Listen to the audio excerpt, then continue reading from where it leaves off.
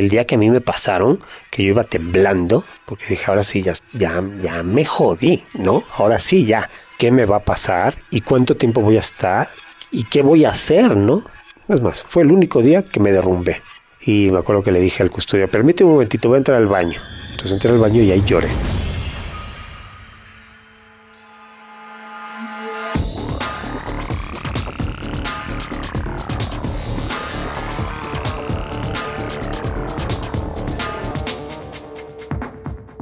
Hola y bienvenidos a un nuevo episodio de Cracks Podcast. Yo soy Osotrava y entrevisto a las mentes más brillantes para dejarte algo único y práctico que puedas usar en tu vida diaria. Mi invitado de hoy es Jorge Cueto. Jorge es fundador de la empresa de artículos de lujo producidos por reclusos y expresidiarios Prison Art. Prison Art tuvo su inicio mientras Jorge enfrentaba un proceso legal privado de su libertad en el penal de Puente Grande en Jalisco. Jorge ha sido incluido en la lista de las 30 promesas de los negocios de la revista Forbes, en la edición de Emprendedores del Año de la revista Expansión y es finalista del concurso Emprendedor del Año de la firma Ernst & Young. Jorge se toma su tiempo explicándome a detalle cómo vivió la experiencia de entrar y pasar casi un año en la cárcel.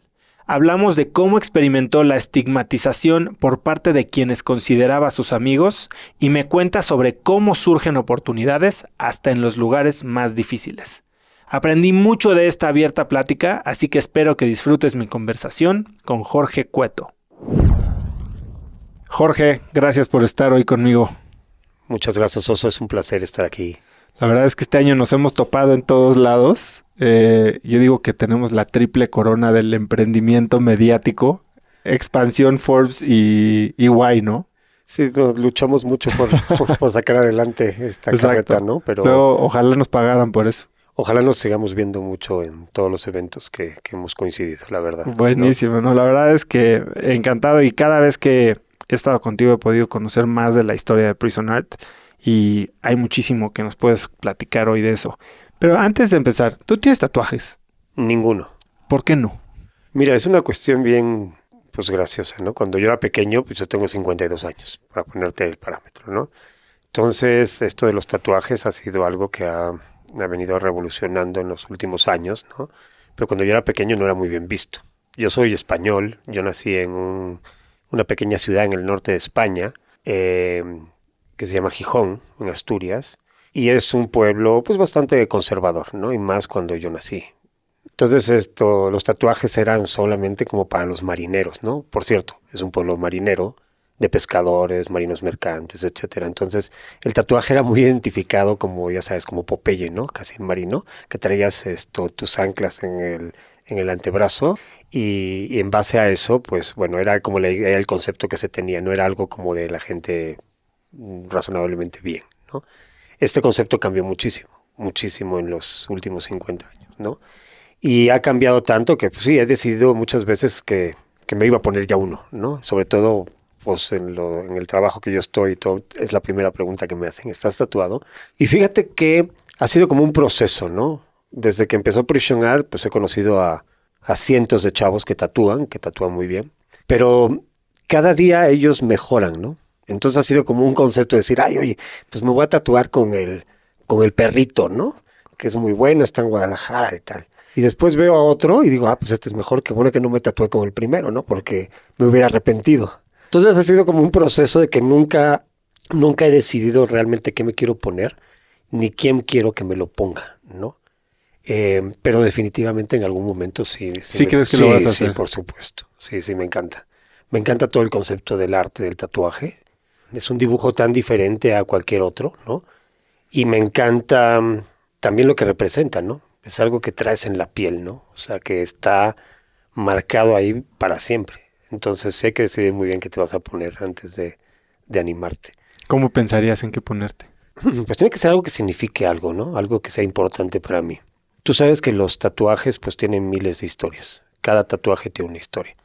Pero creo que tengo que encontrar ese mensaje que quiero ponerme, ¿no? Ese símbolo con el que pienso marcarme para siempre, ¿no?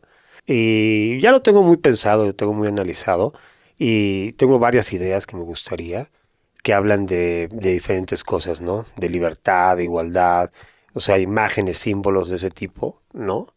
pero tengo que analizarlo con cuidado, porque una cosa es el símbolo y otra cosa es el arte Claro. que va a implicar. Hace poco veía ¿no? un meme que me dio mucha risa. Yo tampoco tengo tatuajes. Y hay veces que he estado más tentado o a favor y hay veces que digo qué bueno que no lo hice. Pero este meme estaba muy chistoso porque salía un cuate tatuado y le decían, oye, ¿qué significa este tatuaje? Bueno, este fue mi primer tatuaje y significa igual libertad y la visión y la fuerza interna y el fuego y la motivación. Una historia súper romántica. Oye, y este otro, no, este es un pozolito porque me encanta, así con sus rabanitos y todo. O sea, Sí, entonces como que realmente. se va aligerando un poquito esa decisión, yo creo. Sí, de hecho se ha vuelto una cuestión más decorativa que simbólica, ¿no? Yo he visto pues, la cantidad de tatuajes que hoy en día hay, han ayudado mucho a generar esta moda, ¿no? Y al ser moda, pues pierde un poco también el concepto original, que era pues un símbolo muy importante que te vas a marcar, ¿no? Entonces, que te vas a rayar, como dicen los chavos, ¿no? Entonces, bueno, pues sí hay que, pues es libre la gente de hacer lo que quiera, ¿no? O sea, puede ser decorativo, Creo que puede ahora los ser raros somos nosotros. los que no estamos tatuados, exactamente, ¿no? Al rato va a ser obligatorio tatuarse. Pero creo que si no perdemos, o sea, te vas a marcar, ¿no? O sea, algo decorativo pasa de moda, te puedes hartar. Pero si te marcaste algo importante para ti, ese símbolo que para ti es especial, bueno, pues siempre lo vas a traer contigo y nunca te va a cansar. Yo siempre les hago una recomendación. No se tatúen el nombre de la novia. No. Eso está fácil arrepentirse, ¿verdad? Ajá, exacto. Jorge, tú eras financiero, saliste de la náhuac. ¿A qué te dedicabas? Yo, fíjate, estudié efectivamente la náhuac, estudié la carrera de actuaría, que es como una especie de matemáticas aplicadas. Sí, hoy se le dice data science. Data Science, exacto. Estudié eso y me dediqué prácticamente toda mi primera etapa de la vida a trabajar en el sector financiero. Trabajé en casas de bolsa, en bancos, en empresas financieras internacionales, en barters, etcétera, ¿no? Y pues es un negocio apasionante, ¿no? Es un negocio bien interesante, está el manejo de los dineros. Pero bueno, llegó el momento en que tuve que cambiar de giro, ¿no? Me hicieron cambiar de giro, muy Vamos a entrarle al tema, Jorge. correcto. ¿Por qué acabas en la cárcel? Mira, yo trabajaba en una empresa americana, una empresa financiera, que tuvo un conflicto con unos clientes, ¿no? Y esos clientes y la empresa financiera empezaron a pelear, ¿no? ¿Qué hacía la empresa? Dame un poquito La de empresa detalle. financiera era una empresa se llama internacionalmente, es como una barter trust, que básicamente se encarga de hacer trueques financieros, ¿no? Trueques de productos y servicios. ¿Qué significa esto? Muchas empresas grandes, sobre todo transnacionales, corporativos mexicanos muy importantes, tienen activos que por diferentes motivos no pueden desplazar fácilmente. Pueden ser inventarios, pueden ser capacidad de producción, pueden ser algún lote o algún pedido que les mandaron a hacer con ciertas especificaciones y después les cancelaron. Infinidad de cosas, ¿no? Todos estos productos tienen una característica que no son fácilmente realizables. Entonces no los pueden vender al precio que ellos quisieran, ¿no? O sea, son ilíquidos, por decir. Son ilíquidos, exactamente. Entonces, estas empresas normalmente lo que hacen es o los guardan y los mantienen en su balance, los castigan y los destruyen o los rematan, ¿no? Pero el resultado es muy claro, no recuperan el monto que ellos quisieran tener, ¿no? Entonces, esta empresa en la que yo trabajaba, ¿no? Pues básicamente se dedicaba a comprar estos activos y los pagaba a un precio superior a lo que pagaba el mercado, pero en vez de pagarlo en dinero en efectivo, lo pagaba a través de otros productos y servicios, ¿no? Entonces vamos a suponer que tú tenías una empresa de alimentos enlatados muy grande mexicana que tenía una sobreproducción de, no sé, por decirte algo, durazno en almíbar, ¿no? Entonces había producido tanto, porque ellos compran la cosecha por adelantado. Si la cosecha es muy, muy buena, pues tienen demasiados duraznos y de todos modos los tienen que empacar, ¿no? Entonces les sobran, ¿no? Entonces tenía ese problema, se le compró y se le cambia por otros servicios, ¿no? Específicamente, pues como es una empresa de bienes de consumo, pues utilizaba mucha publicidad, ¿no? Entonces este tipo de negociaciones son muy, muy, muy tradicionales, ¿no? Entonces, ¿qué es lo que pasa? Pues se toman los duraznos y se acepta una restricción. Entonces dice la empresa mexicana, pues no los puedes vender aquí en México porque me vas a hacer la competencia a los que yo estoy vendiendo bien, tienes que venderlos fuera de México, ¿no? O los puedes vender en otros canales de distribución que no sean los míos. O sea, no los vendas en los supermercados, no los vendas en la central de abastos. Puedes venderlo, por ejemplo, para canastas navideñas, puedes venderlo en Centroamérica, en Sudamérica. Y de esa forma a lo mejor no compites conmigo y en parte me ayudas a que otros mercados prueben el producto. Tú ya me lo pagaste, pero lo vas a vender. Y pues a lo mejor mañana hago otros clientes, ¿no? Entonces es más o menos el modelo financiero. Esta empresa vende el producto en efectivo, recupera el efectivo y con ese efectivo invierte en campañas de publicidad muy grandes que le compra a los grandes medios, ¿no? Y nuevamente esa publicidad pues la vuelve a cambiar por computadoras, por coches, por servicios, por seguros, etcétera, ¿no? Ese era básicamente el modelo de esta compañía. Es una empresa americana que tiene ya 50 y tantos años en el mercado, oficinas en 30 y tantos países, ¿no? Y mucha experiencia, ¿no? Bueno, pero esta empresa tuvo el problema con el cliente mexicano, ¿no? Básicamente. Y pues empezaron a entrar en conflicto. El cliente mexicano quería que en vez de pagarle con intercambio ya le pagaran en efectivo. El proceso no era así, no eran los acuerdos. Entonces decidió demandar a la empresa americana en Estados Unidos. Perdió la demanda, obviamente, porque no tenía razón. Los contratos decían otra cosa. Decidió demandar la empresa aquí en México. También perdió. Y pues después decidió demandar a todos los empleados, ¿no? Parejo. En un juzgado pequeño en el estado de Jalisco, parejo a todos los empleados, argumentando que pues era como una especie de organización criminal esta compañía en la cual yo trabajaba. ¿Qué rol tenías en la empresa? Yo era director de promoción. Entre director de promoción y una directora administrativa. Ni siquiera eras el director general. No, yo no firmaba nada. Yo no firmaba nada. O sea, hacíamos los acuerdos, etcétera. Era muy chistoso. Pero el argumento fue muy interesante el que ellos promovieron ante el juzgado. Juzgado, te digo, pequeño, regional, etcétera. Influenciable. Pues como tú te podrás imaginar, ¿no? Y ellos argumentaban que esta empresa americana emitía moneda de curso legal en México. Y pues eso es una cuestión que solamente el gobierno mexicano puede hacer. Como intercambiaban productos y les daban un valor. Lo monetizaban, por decirlo. Digamos, monetizaban estos inventarios. Era una cuenta por cobrar, pero la empresa ni siquiera gestionaba las operaciones aquí en México. Los contratos se firmaban ante Nueva York. Y tú después, con esos certificados que tú tenías en Nueva York, podrías utilizarlos para comprar en China si querías, ¿no? O sea, no había una restricción. No era algo nacional mexicano, ¿no? Era un proceso internacional totalmente. Pero bueno, con ese argumento lograron crear una investigación y por abajo del agua consiguieron, presentar lo que se presentaran órdenes de aprehensión, ¿no? Para poder ser juzgados por este tema. Yo hacía 3 años que no trabajaba en esa compañía. Ya estabas hasta fuera de la empresa. Yo dejé la compañía en el 2008 y saliendo de mi oficina en el 2012.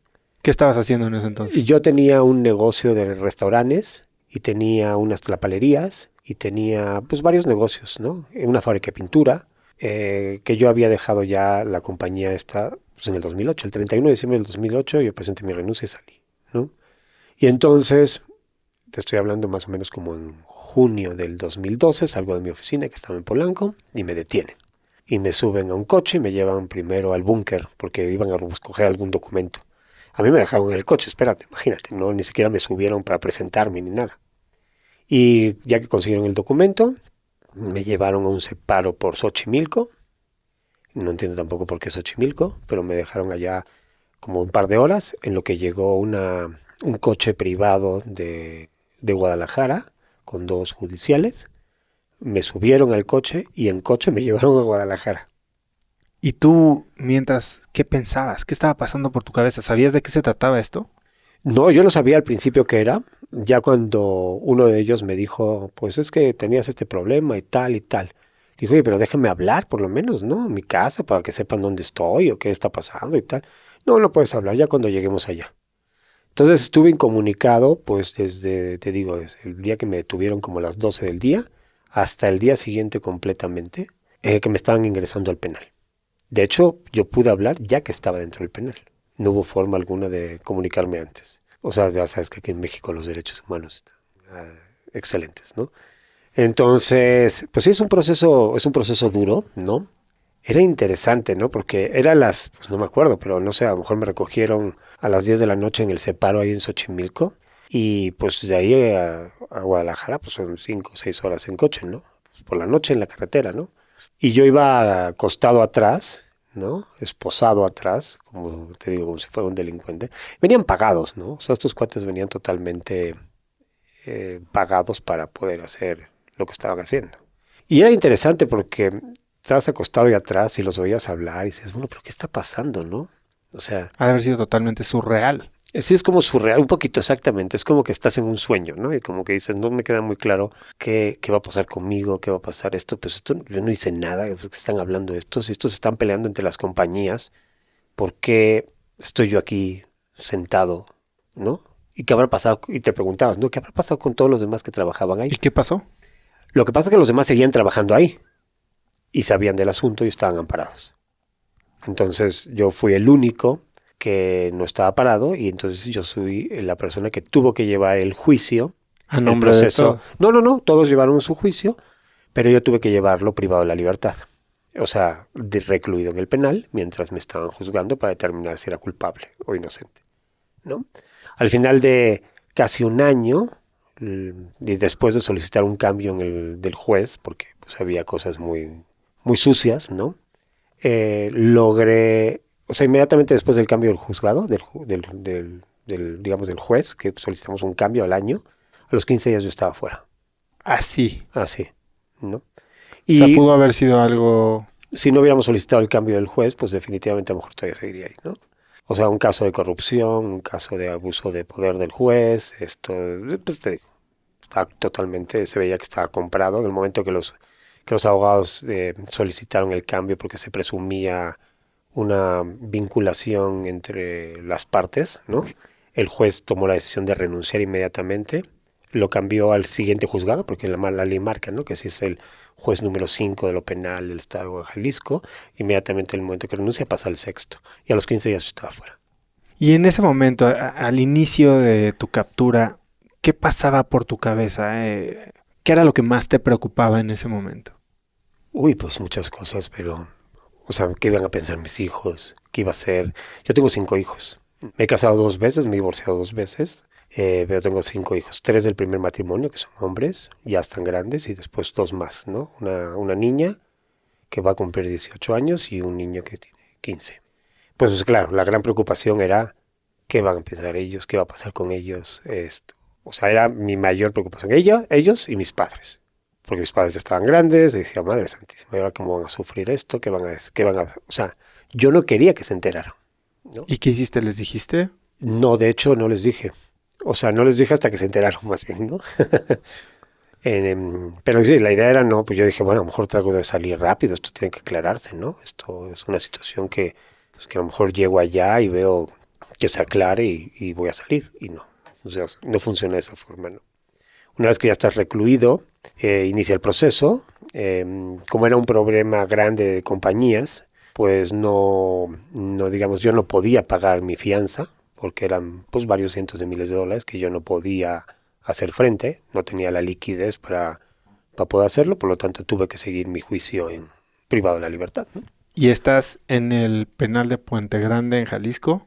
Exactamente. De donde se escapó el Chapo. No hay que confundir. A ver, bueno, sí es el mismo complejo penitenciario, pero este complejo penitenciario tiene como 5 o 6 cárceles diferentes. Ok. Por ejemplo, tienes una cárcel preventiva, que es donde yo estaba. Es una cárcel muy grande que cuando yo estaba tenía cerca de 12,000 personas, que es una cárcel la cual está siendo juzgada.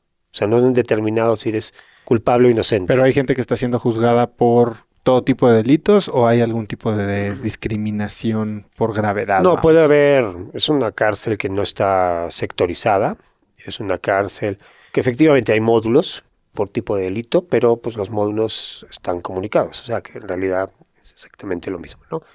Pero ahí puedes convivir pues, desde gente del cártel, con grupos de secuestradores, extorsionadores, guachicoleros, el cuate que se robó un celular, el que se peleó en la calle, el que chocó, ¿no? Está también el que no le pagó la pensión a su ex esposa, ¿no? Todos conviven en el mismo lugar, en el mismo espacio. La experiencia de entrar a esta cárcel. Yo he oído, y no sé si es precisamente de esta parte del complejo, que es muy dura y que digamos que tienes que pasar por un ritual de iniciación o que, digamos, te hacen la novatada. ¿Cómo es la experiencia de entrar a un penal y de introducirte a esta sociedad? Mira, bueno, no es, en mi caso, por lo menos, en este penal en el que yo estuve, no hubo novatada ni nada por el estilo, ¿no? Es un penal que es enorme, te digo, cuando yo estaba, éramos cerca de 12,000 personas, pero es un penal que tiene características muy interesantes, ¿no? Ahorita te las contaré. Pero no, tú entras a un área que se llama ingreso. Eso en general en todas las cárceles en México es igual, ¿no? Es como un área de, pues no sé cómo decirte, es una, o sea, ¿cómo podría decirte? Es como, llaman ingreso porque se supone que es como un espacio en el cual vas adecuándote para que después te pasen a población. Que es como la cuarentena, por decir así. Exacto, duras ahí alrededor de entre 15 y 21 días máximo, ¿no? En esos 21 días se te determina si, porque hay mucha gente que entra y sale muy rápido. O sea, lo meten a la cárcel, pero luego paga la fianza, son fianzas muy pequeñitas, 1,000 pesos, 2,000 pesos, 5,000 pesos, o el juez determina que no hay pruebas y lo libera, ¿no? Por lo menos en ese proceso que yo estaba antes de que hubiera todos los juicios orales, ¿no? Entonces, en ese periodo de 21 días se determina un poquito, digamos, tu situación legal, ¿no? Entonces, ese espacio, para que no pases a población y luego salgas, ese espacio que se llama ingreso, es un área de 2 módulos, y bueno, estás ahí 21 días, ¿no? Viendo a ver qué pasa contigo. Es la peor área de todo el penal. ¿Por qué? Porque es muy curioso, ¿no? Son 2 módulos de 2 pisos cada uno. Son como un patio grande que tiene una estructura de un lado, una estructura del otro lado. Cada estructura tiene celdas en la planta baja y después tiene celdas en la parte de arriba. Y tiene el patio que comunica todo esto. Hay un módulo, digamos, como un muro divisorio con una tiendita que vende como una pequeña tienda de conveniencia, ¿no? Vamos a decirlo así. Y del otro lado de la pared está el otro módulo. Igual, son espejos, ¿no? Pero es un área en la cual la gente está poco tiempo.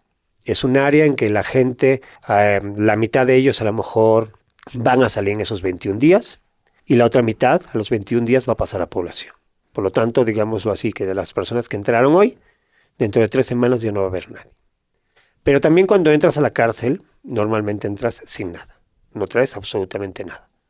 Traes tu ropa, que te la quitan a la entrada, y te ponen un uniforme, que nunca más te vuelven a dar otro, ¿no?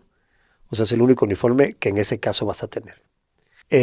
Si tu ropa no está nada buena, pues entonces te quedas con esas. Si tu ropa está buena, mejor te dan el uniforme y se quedan con tu ropa. ¿Para que no te la quiten? Para que se la quitan ellos, ¿no? Ok. Porque nunca te la devuelven, ¿no? O sea, tu ropa que tú estás dejando en ese momento, o sea, vamos a suponer que tú ahorita traes, te voy a escribir rápidamente, traes una camiseta, una t-shirt de manga larga negra y unos jeans azules, ¿no? Entonces eso te lo quita. Te dejan tus calzones nada más y te dan un pantalón beige y una como camisa beige, ¿no? Esa ropa que te quitaron a ti, si ellos la consideran que les puede servir, pues se les queda, ¿no? Y no la vuelves a ver. No, nunca. O sea, eso como salen en las películas que sales y te dan tu bolsa con lo que traías. Ese es el mito más... Tu reloj de oro como en o sea, vamos, Sospechosos Comunes. Te digo, ¿no? Te dan ni tus pantalones, ¿no? ¿Por qué? Porque inmediatamente cuando tú estás entrando hay gente que está saliendo, está obteniendo la libertad. Y en ese penal tienen la característica de que cuando salen le dan la ropa del que va entrando.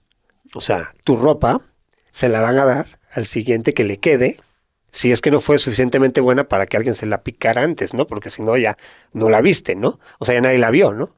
Pero si no, el que va saliendo en ese mismo momento, dicen, a ver, ¿este pantalón te queda? Sí, pues mira, era del oso, pues muy bien, esta camiseta te queda. Ah, no, la camiseta ya se la quedó a alguien más porque estaba buena, ¿no?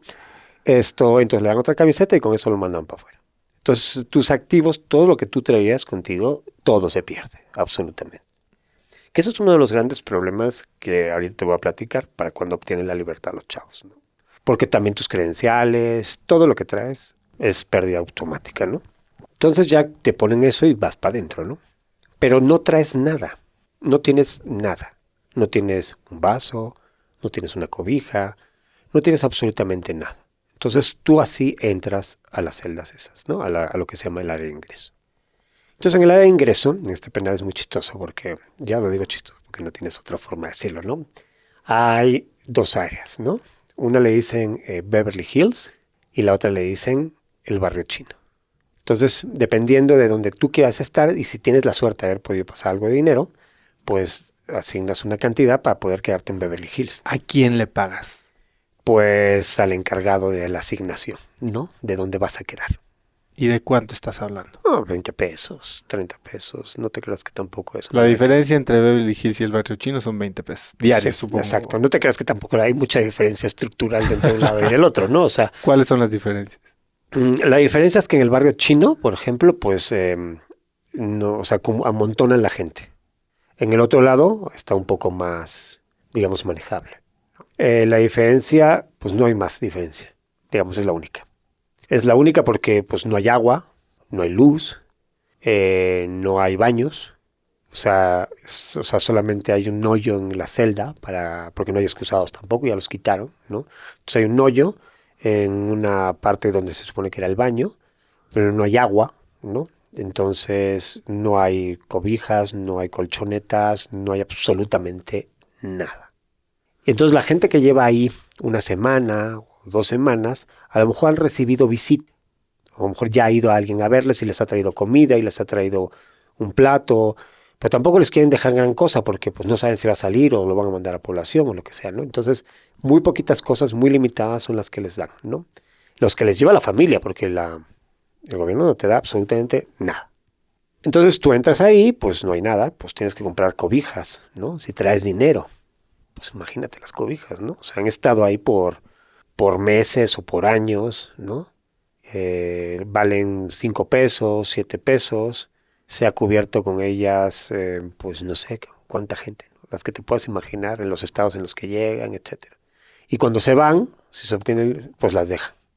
Si se van a pueblo, pues esas normalmente se quedan ahí porque nadie las quiere tocar, ¿no? Pero pues hace frío y te tienes que tapar. Entonces tienes que comprar una cobija. Y con eso te tapas. Y bueno, normalmente te ingresan en el transcurso del día, pero te pasan a población. Mientras tú ingresas y dentro de los papeles, estás como en un área de gobierno, como una especie de celdas que hay, que no estás ni en población ni estás en ingresos, sino Como que unos estás, separos. sí, que estás como en el área de gobierno donde están viendo tus papeles y tu situación legal, ¿no?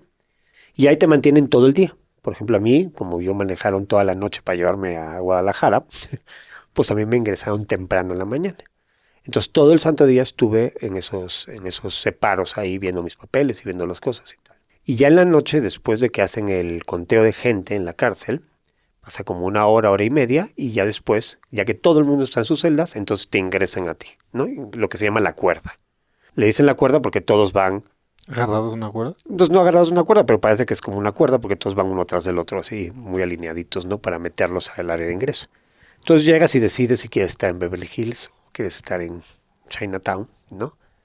Pagas tu respectivo, digamos, como si fuera un Airbnb, ¿no?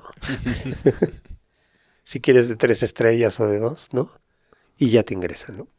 Entonces, pues pasas la primera noche, pues ya no hay cena, ya no hay nada. O sea, no has comido en 2 días, ¿no? Probablemente. Y entonces amanece, ¿no? Después de la noche esa que pasas. ¿Cómo fue tu primera noche? Pues mira, yo estaba tan cansado que me dormí.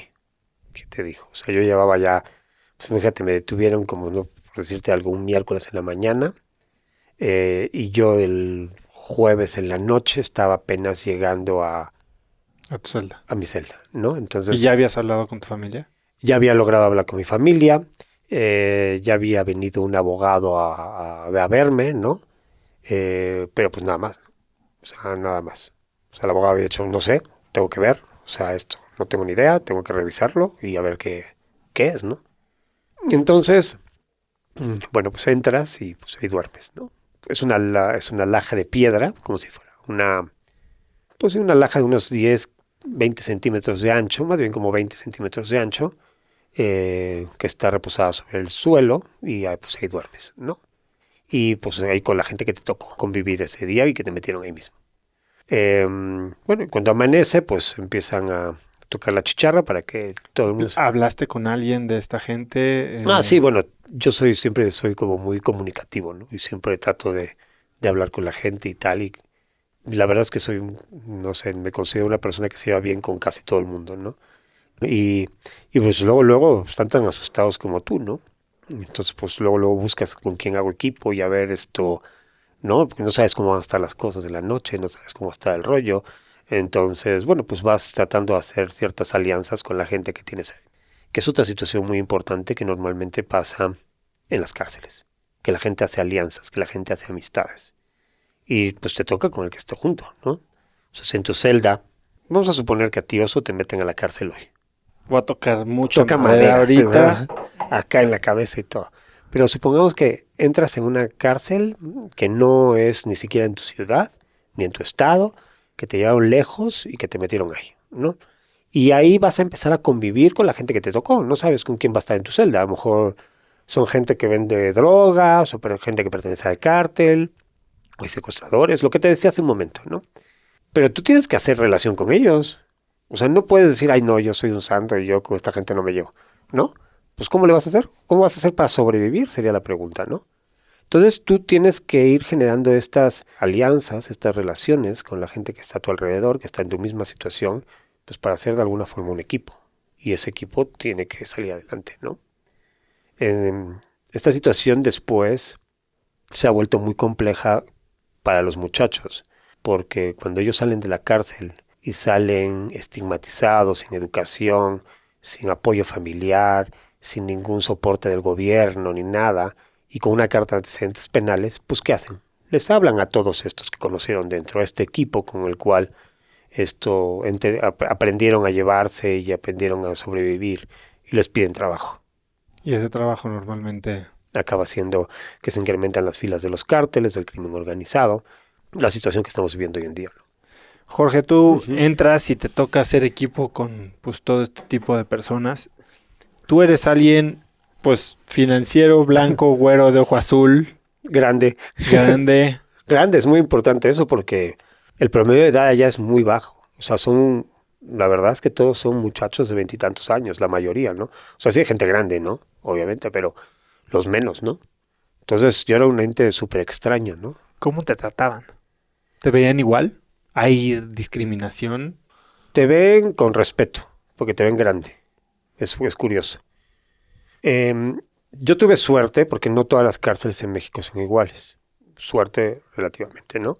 Esta cárcel en específico es una cárcel que es muy famosa porque ha sido muy conocido que es una cárcel autogobernada, ¿no? Desde hace muchos años, desde hace años y años y años. Es una cárcel que siempre ha estado en manos de alguien que dentro de la cárcel controla digamos, la estructura carcelaria total, ¿no? Que no es el gobierno. Obviamente hay un área de gobierno, ¿no? Pero digamos es una cárcel que por su complejidad, siempre ha sido una cárcel manejada desde adentro, desde alguien, digamos, desde algún grupo interno de la cárcel, de los presos, y los mismos presos son los que mandan y controlan, ¿no? Históricamente tiene muchos años, ¿no? Históricamente, pues había una persona que mandaba, que se llamaba Don Vicente, que estuvo muchos años y que después obtuvo la libertad y le dejó su puesto a su sobrino, que todos pertenecían como como un cártel de secuestradores, no de narcotraficantes, sino más bien de secuestradores, que se llamaba Manuel, el Manolón le decía, y que controló el penal durante mucho tiempo hasta que después obtuvo la libertad y aún estando en libertad entraba y salía del penal para poder manejarlo. Eso cambió mientras yo estuve ahí porque durante mi estadía lo asesinaron y le quitaron el control del penal, entró un cártel muy fuerte, ¿no? Y decidió tomar el control del penal y pues lo mataron y tomaron el control. Pero digamos que seguían la misma escuela de Don Vicente, de Don Manuelo, y el cártel siguió con esta misma estructura, que era cero tolerancia. ¿A qué? A todo. O sea, nadie podía saltarse las reglas. Sus reglas. Sí, las reglas las ponían los jefes, y no estamos hablando del director, y esas reglas se tenían que respetar a como diera lugar, ¿no? ¿Qué reglas había? Estaba prohibido pelearse, estaba prohibido gritarse, estaba prohibido tirar basura, estaba prohibido escupir en el suelo. O sea, tenían una estructura militar súper impresionante de control interno. Eso hacía mucho más fácil para alguien como yo, que pues venía de otra situación o de otra estructura social, ¿no? Poder sobrevivir ahí porque pues yo no me metía en problemas. Yo no tenía por qué pelearme, no tenía por qué nada, ¿no? Entonces, eso me permitió pues vivir tranquilo, porque nadie se metía con uno, ¿no? Estaba totalmente prohibido. Si alguien se metía contigo, tú simplemente con que lo señalaras, bueno, eran unas golpizas impresionantes, ¿no? Pero digamos, tenía esa estructura el penal interna, propia, generada por los mismos reclusos, de ese tipo de control total y ¿A absoluto. cambio de qué? Es como si tú tienes una empresa en la cual tienes muchos ingresos dentro de esa empresa. O sea, tienes muchas fuentes de negocio dentro. Vendes comida, vendes alcohol, vendes esto. ¿Podrías conseguir lo que quisieras? Realmente, prácticamente sí.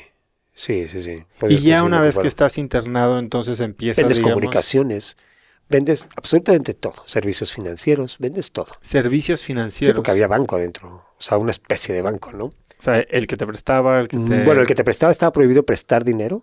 El único que podía prestar dinero era el jefe, con tasas muy claras, ¿no? Pero había forma de meter dinero dentro del penal, que te mandaban transferencias a través de un sistema de farmacias, una compañía de farmacias muy conocida en México, donde tú puedes depositar dinero aquí, lo mandas para que alguien lo recoja allá, y alguien lo recogía allá y después lo ingresaba al penal y te Por lo una daba cuota. por un módico porcentaje, ¿no? No cuota, porcentaje. Entonces, pero había de todo. O sea, es un penal muy grande, es un pueblo, en realidad. Es un pueblo que pues, yo me di cuenta después de estar 21 días sin ingresos, sin ver absolutamente nada del otro lado de la barda.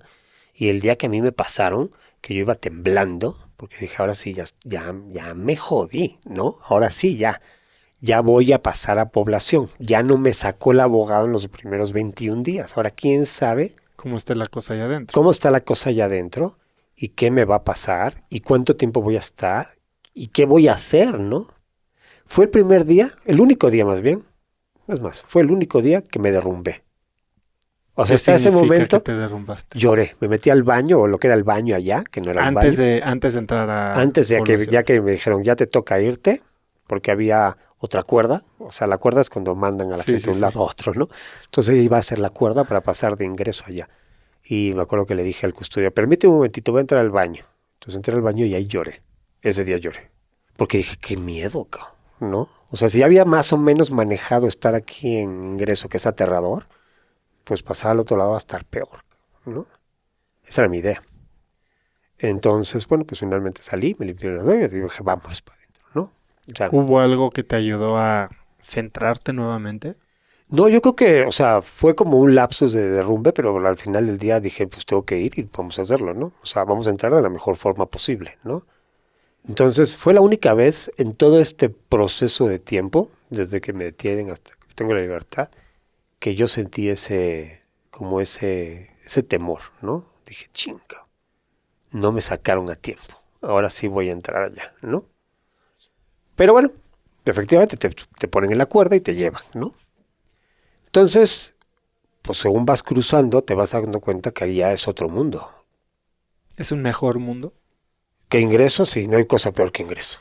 O sea, imagínate que en ingreso hay alrededor de 300 personas que no tienen nada. Que cuando les traen la comida, no hay dónde servirla. O sea que, ¿Cómo comes? ¿En las manos?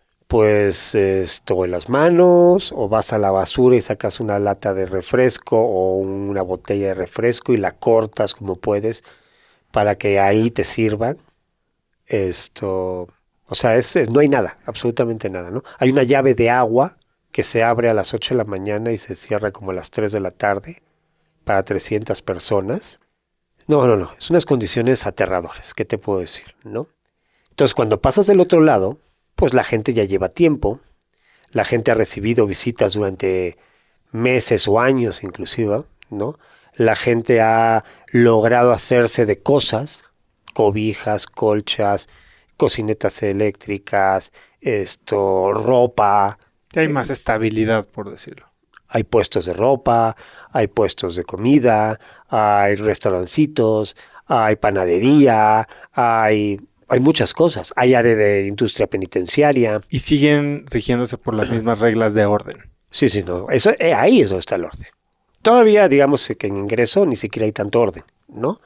Porque pues ni el jefe, ahí no hay nada que hacer, ¿no? O sea, y cuando pasen para acá es donde yo mando. Allá también mando. Que nadie se pase de lanza porque entonces mando a la gente para que los amancen, ¿no? Pero no es donde está el negocio. El negocio está en el otro lado, ¿no? En el pueblo. Entonces, bueno, pues allá es toda una infraestructura. O sea, hay cerca de 13 o 14 tiendas, ¿cómo se llama? Como de conveniencia chiquitas, como de tiendas de la esquina, ¿no? Donde venden refrescos, latas, papel de baño, donde venden todo, ¿no? Porque pues realmente tú no tienes nada. O sea, el gobierno nunca te da un rollo de papel de baño, no te da un champú, un jabón, cepillo de dientes, no te da absolutamente nada. Todos tienen que comprarse sus cosas. Entonces, pues vas viendo, a mí me tocó, gracias a Dios, un módulo en el cual no era, digamos, era un módulo en el que, ¿cómo te lo podría decir? Estaba la gente de más edad, ¿no? O sea, más edad, pues como yo, pues en aquella época 40 y tantos años, ¿no? O sea, pero no me tocó un hacinamiento tan grande. O sea, nosotros a lo mejor era una celda para 4 y éramos 6. O sea, yo dormía en el suelo, pero digámoslo así, que pues tenía mi espacio, mi pedazo de suelo, ¿no? Porque había otras celdas, las cuales eran para 6 en vez de para 4, pero que habían 32. O sea, uno de los espectáculos más impresionantes que he visto en mi vida es un día que salí antes de, digamos, del corte, digamos, de cuando te dejan salir, me permitieron salir antes, no me acuerdo para qué hacer qué, y me tocó ir al módulo 13. El módulo 13 es donde están lo que se llaman recaimanes, ¿no? Los recaimanes son aquellos que han recaído muchas veces en la cárcel. Entonces son los que a peor les va, ¿no? Son los que, pues dicen, este cuate ya no tiene ninguna recuperación, no pertenece a un grupo, digamos, de minoría, no pertenece al grupo de los chavos, no pertenece al grupo del cártel, no pertenece al grupo de las señores grandes o de la gente de crímenes, digamos, más de papel y ese tipo. Entonces estos son los que roban, asaltan constantemente. Entonces estos van al módulo 13. Entonces en ese módulo, es un módulo, digamos, parecido al de ingreso. Son 2 pisos o 3 pisos. Este incluso ya tiene 3 pisos con un patio en centro y 2 módulos, y digamos, 2 edificios, ¿no? De 3 pisos cada uno con el patio en medio. Pero me acuerdo ese día que llegué temprano y que justo fue cuando sonó la chicharra y se abrieron las puertas. Es como un joke de esos de payasos que se abre un Volkswagen y empieza a salir un payaso y otro, y otro, y otro, y otro, y otro, y otro, y otro, y otro, y otro. Y constantemente, y siguen saliendo, y siguen saliendo, y siguen saliendo. Tú dices, no puede ser. ¿De qué tamaño son estas celdas? Y cuando te asomas y ves que es exactamente igual que la tuya, que tiene 4, porque la mía tenía 2, digamos, 2 en el suelo. ¿Y 2 como literas? 2 como literas. Ellos tenían los mismos 2 en el suelo, 2 como literas y otras literas más arriba. Y de ahí salieron 30 y tantas personas. Pero cuando abren todas las celdas al mismo tiempo y ves que en un segundo se llena el patio con 500, 700, 1200 personas de golpe, tú dices, ¿dónde estaban metidas? Y efectivamente estaban metidas adentro en un hacinamiento espantoso, ¿no? Pero bueno, pero es población. O sea, al final del día a mí me tocó, te digo, gracias a Dios, en un módulo que no éramos tantos. Era un módulo que estaba bien y bueno, ahí estuve un año. Durante un año no me movieron, estuve ahí. Al final del día pude comprar un camarote, como se llama, ¿no? Para no dormir en el suelo, sino dormir en la laja de piedra. O sea, en vez de dormir en el suelo, duermes arriba, ¿no? Uh-huh. La diferencia es que no hay ratones en la noche, ¿no? Porque no suben.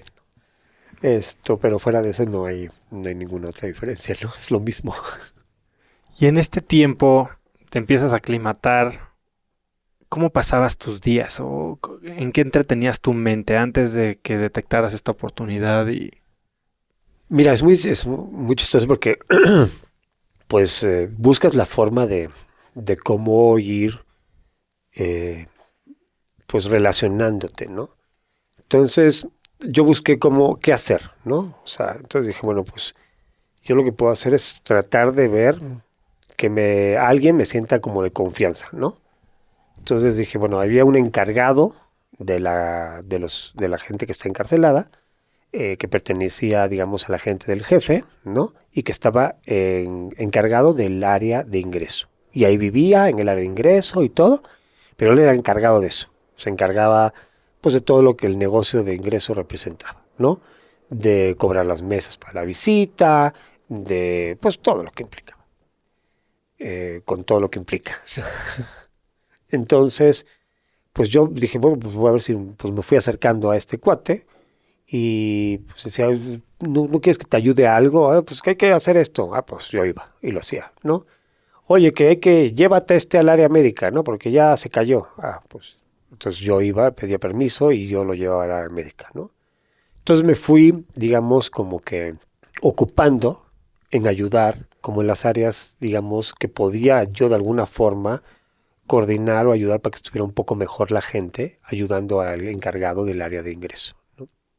Y cuando finalmente me pasan a población, en 21 días, yo ya era como, digámoslo así, como su mano derecha, como que yo lo ayudaba en todo, podía ir, venir, y me permitía, digamos, pues ayudar a la gente que estaba ahí, ¿no? O sea, si había que llevarlos a la área médica y nadie quería llevarlos porque era muy típico, decía, a ver, el español, porque me decían el español, ¿no? El español, a ver si el español te quiere llevar. Si el español te quiere llevar, pues que te lleve. Si no, pues ahí te friegas, ¿no?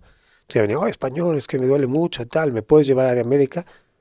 Entonces me daban como esa autorización para acompañarlos a los que estaban más nuevos que yo, porque yo ya llevaba 21 días y no sabes lo que puedes aprender en 21 días, ¿no? Y entonces yo me encargaba de, pues, llevarlos, traerlos, etcétera, ¿no?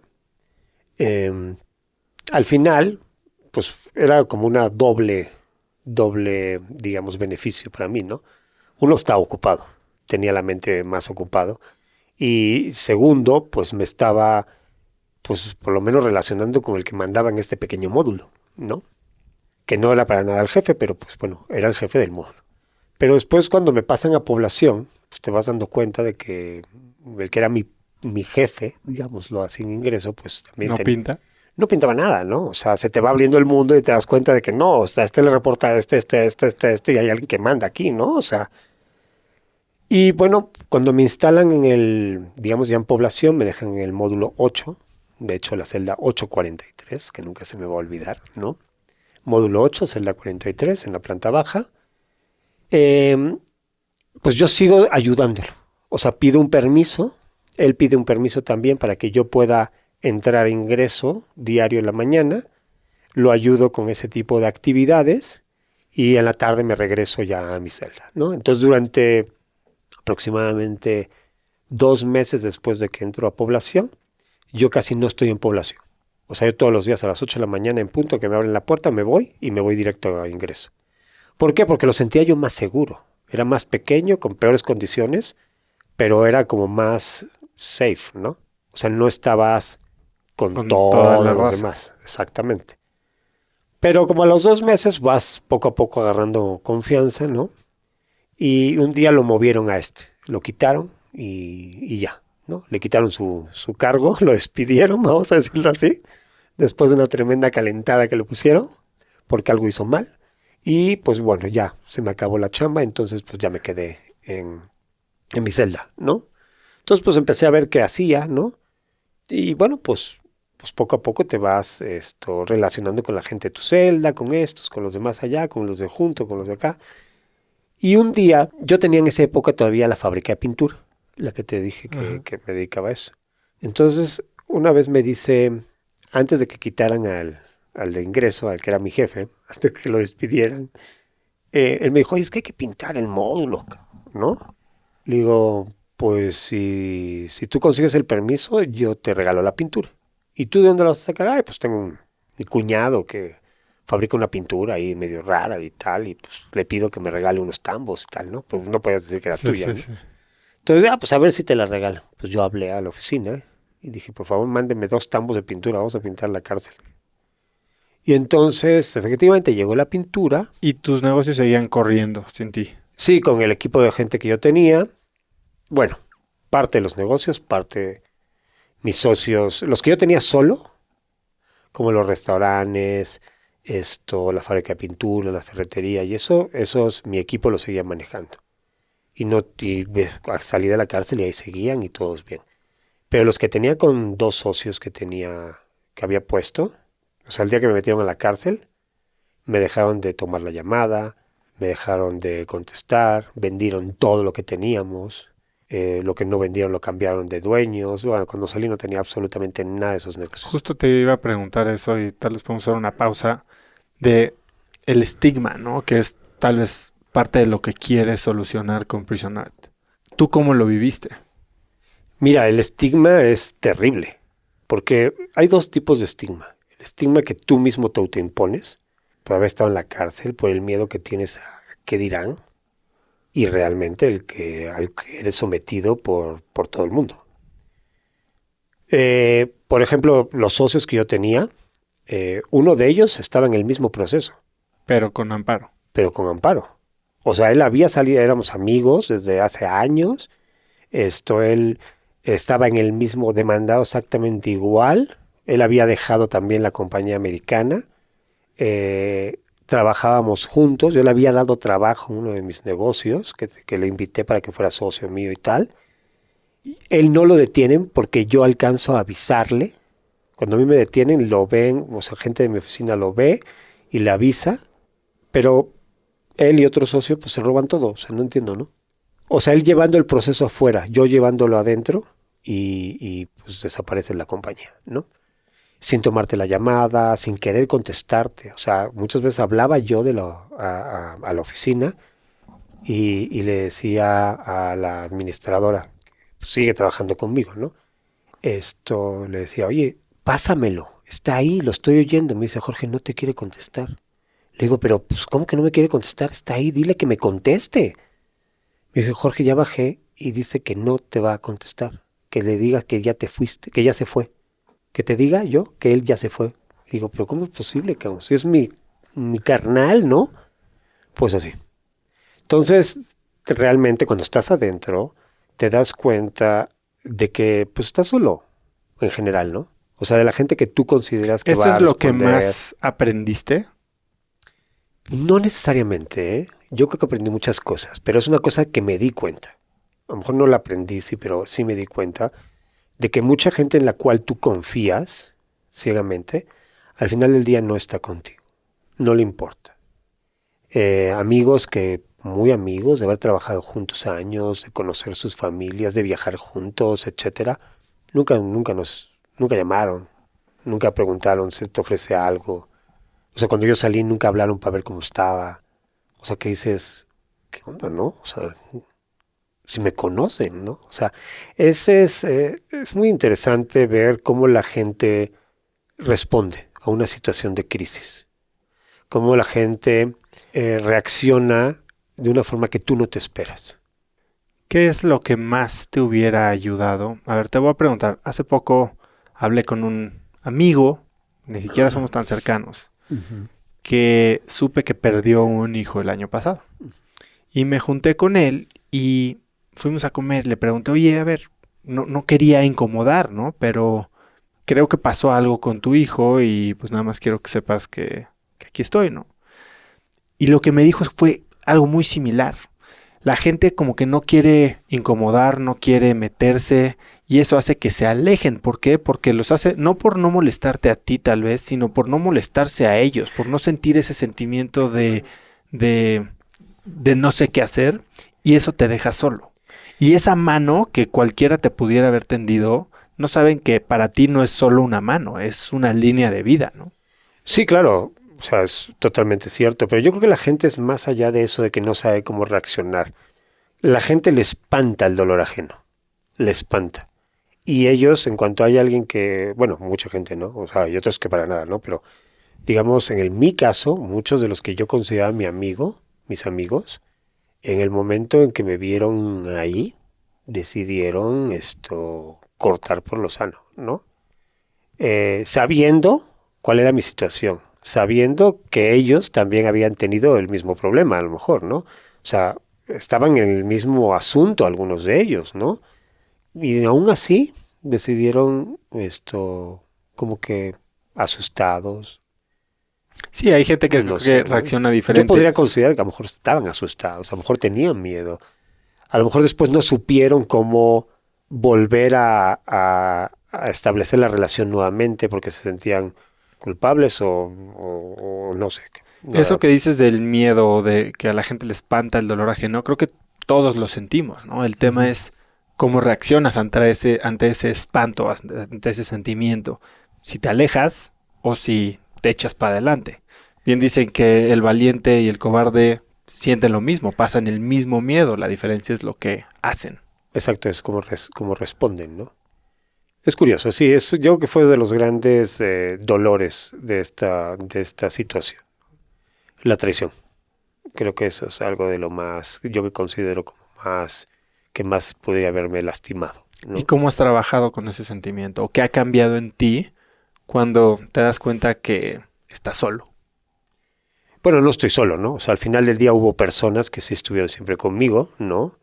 Y que la verdad lo que les agradezco enormemente, ¿no? No puedes decir que siempre estás solo, ¿no? O sea, a lo mejor me equivoqué en esa expresión, o sea, más bien como que sientes la traición de un grupo y sientes el apoyo de otro, ¿no? Es como ¿Y cómo ha cambiado en ti la manera en que te relacionas con alguien nuevo, pensando en que un día va a estar de uno o del otro lado de esa línea? Creo que no ha cambiado nada. O sea, soy como muy güey, ¿no? Dicen que el ser humano es el único animal que se tropieza 2, 3, 4 veces en la misma piedra. Pero bueno, o sea, yo creo que pues sí fue una experiencia, pero no debe ser una experiencia que me deba de cambiar, ¿no? Si yo estoy acostumbrado, trato de confiar en la gente, no, una experiencia así no debería cambiar eso, ¿no? O sea, pues mal por ellos, ¿no? Yo seguiré tratando de confiar en la gente y trataré de, si a algún amigo puedo darle trabajo otra vez, aunque, bueno, a estos no, obviamente no, pero a otro amigo que pueda hacer que le interese que yo le dé trabajo y tal, y yo estoy en condiciones de hacerlo, lo haré, no tengo problema. Uh-huh. ¿Leías en la cárcel? Muchísimo. Yo siempre he leído mucho, mucho. Y de hecho, pues me recorrí la biblioteca que había ahí, ¿no? ¿Cuál fue el libro que más te ayudó o más te impactó durante ese tiempo? Hay uno de Murakami, el premio Nobel japonés, que se llama, ahorita te digo, es el pájaro que le da cuerda al mundo. Está muy interesante, se lo leí allá adentro y me gustó mucho. ¿Qué fue lo que te gustó de él? Es como una fantasía muy extraña, ¿no? Pero habla mucho de la soledad. Entonces, aunque es como una novela muy pues, extraña, ¿no? Pero habla mucho, te digo, de eso, de cómo las personas están solas y cómo pueden entender el mundo a través de esta soledad, ¿no? Creo que es un muy buen libro, te lo recomiendo. Jorge, y entonces, bueno, te das cuenta que hay algo más que puedes hacer, que puedes poner tu cerebro financiero emprendedor a trabajar. ¿Qué es lo que querías lograr? Déjame contarte, estuvo muy interesante. Cuando entonces entra la pintura... perdón, te interrumpí ahí, claro. Entonces pintamos el módulo de ingreso. Porque pues yo trabajaba en el módulo de ingreso y era el que estaba peor, ¿no? Porque nadie le quiere meter un centavo al módulo de ingreso porque nadie vive ahí, ¿no? O sea, están 21 días que estén como pueda. Entonces lo pintamos y lo dejamos súper bonito. Pero eso llamó la atención del jefe, del que mandaba dentro de la cárcel. Entonces empezó a preguntar, bueno, ¿quién lo pintó? ¿Y dónde sacaron dinero para pintar? Pues había que pedirle permiso, ¿no? Y habíamos pedido permiso. Pero cuando llegó la pintura, como que dijo, ay, sí, seguro va a llegar la pintura. Y cuando llegó la pintura, y yo mandé comprar las brochas y todo, porque pues había que comprarlas allá. Entonces como que llamé la atención del jefe. Y entonces el jefe me dijo, oiga, ¿por qué lo hace? No, pues pues yo fabrico la pintura, no me cuesta nada y la verdad... A él sí le dijiste. Sí, porque pues bueno, la fabrica mi cuñado, tal, y bueno, pues no me costaba nada y lo que queríamos era pues mejorar las condiciones de los chavos aquí adentro, porque la verdad está terrible y tal. Y me dijo, pues muy bien, joven, está muy bien. Y vamos a poner una regla, el que raye las celdas, el que las vuelva a pintar, porque están todas pintarrajeadas, paliza, ¿no? Entonces se mantuvo limpio todo el área de ingreso. Y ahora resultaba que el área de ingreso estaba la mejor pintada. No la más limpia ni nada, pero la mejor pintada, ¿no? Entonces, a cambio, no sé por qué, me dijo, ¿qué quiere? Le dije, pues bueno, no quiero nada, no hace falta nada, no. No, dígame qué necesita. Entonces le dije, pues nada más que si me permite tener una mesa delante de nuestra celda, porque nuestra celda, como te dije, estaba en la planta baja, entonces tú abrías la puerta y salías al patio. Una mesa delante, una mesa redondita, o sea, algo donde podamos sentarnos y pues que los artesanos trabajen ahí y tal. Dijo, va. Y al día siguiente me trajeron una mesa redonda del Costco. O sea, comprada y todo, ¿eh? O sea, no te creas que, o sea, de esas de plástico blanco redondas, que nada más le ensamblamos las patas y dije, ay, caray, ¿no?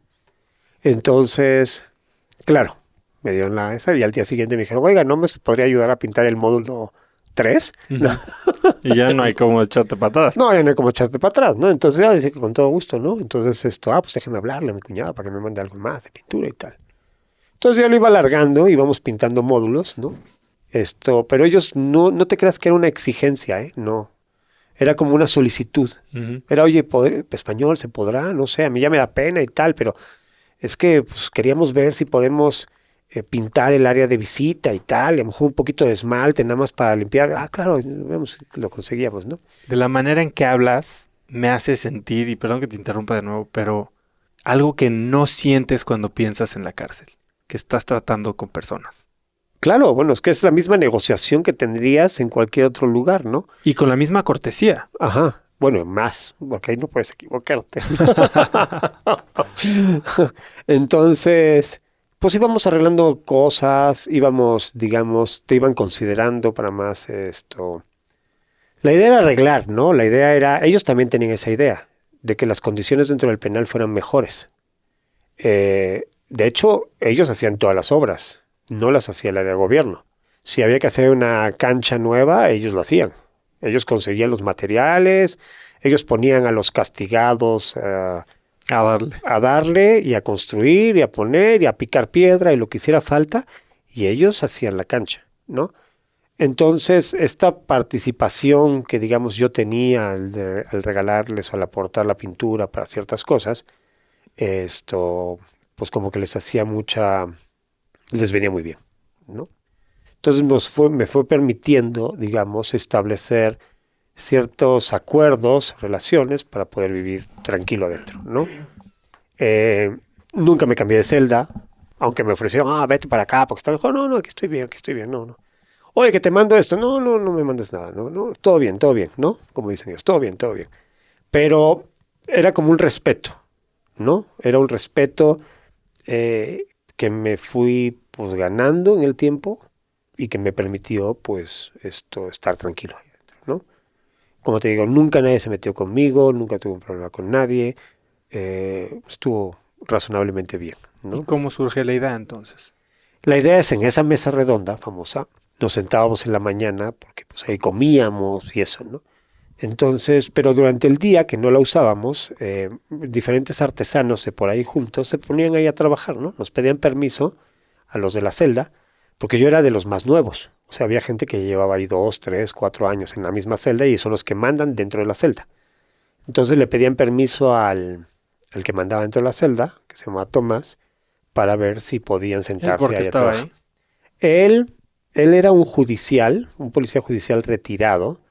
Según él, la historia de Tomás es que él venía en una camioneta, era bueno para el trago, ¿no? Venía en una camioneta y le hicieron la parada a unos chavos que conocía del pueblo. Entonces les dijo, órale, súbanse. Entonces subieron los chavos y a la cuadra siguiente los para la patrulla porque los chavos acababan de asaltar una tortillería. Y van todos para adentro. O sea, los metieron a todos a la cárcel. Esa es la versión de Tomás, ¿no? Porque pues cada quien tiene su versión. La verdad es que nunca sabes qué hicieron, ¿no? Los que sí sabes qué hicieron son los que te dicen, no, yo sí lo maté, ¿no? No, yo sí lo secuestré, no, yo sí vendía drogas, ¿no? Me agarraron por esto. Eso sí sabes que sí son ciertos, ¿no? Pero los que te dicen, mira, fue por esto, por esto y por esto. ¿Y había arrepentimiento en la mayoría de la gente? No. Los delitos graves no tienen mucho arrepentimiento. Es muy curioso, Oso. Fíjate, después de haber trabajado tantos, bueno, ya no tantos, pero llevamos ya 5 años, vamos para 6, desde que yo obtuve la libertad y empezó el proyecto de Prison Art. Pero desde que yo salí hasta ahora, toda la gente que han entrado al programa de rehabilitación, capacitación, etcétera, para después tener oferta laboral, nunca ha habido nadie que pertenezca a un cártel. Pero no porque nosotros no queramos. Porque ellos ya tienen su camino. Es que la gente que pertenece a los cárteles no espera buscar una opción de vida cuando salga. espera regresar a su puesto de trabajo, ¿no? Es como, digámoslo así, como si tú tienes una compañía muy grande. Imagínate una compañía muy grande que de repente mandes a alguien a un curso, ¿no? Y que va a estar fuera 3 meses, 6 meses, un año, lo que sea, ¿no? Ese cuate cuando sale del curso, quiere regresar a su puesto de trabajo. Y normalmente el área de recursos humanos lo está esperando, ¿no? Entonces es una similitud un poco extraña, pero bastante parecida. Siguen cobrando nómina, estando dentro. Siguen teniendo su rango. Siguen siguen dentro de la infraestructura del cártel, ¿no? Y no hay reformación. Es que fíjate, lo que yo pude observar y conocer de bastantes chavos que trabajaban allí, o chavos y no tan chavos, es que ellos no consideran que estén haciendo las cosas mal. Están haciendo lo que tienen que hacer. Sí, de hecho ellos son como, yo lo he visto un poquito, o sea, no sé cómo te podría poner una similitud, como si fueran soldados que reciben órdenes y que tienen un jefe al que tienen que honrar y que tienen que cuidar, proteger y obedecer. Y si el jefe da instrucciones de ve a tal lado y dispara a la gente que esté en esa casa, para ellos es una orden. ¿Qué? A mí yo recibí una orden, la hice. Muy parecido a un soldado. Yo me imagino mucho un soldado de un ejército grande como el de Estados Unidos. A lo mejor que le dicen, pues tú tienes que ir y disparar, ¿no?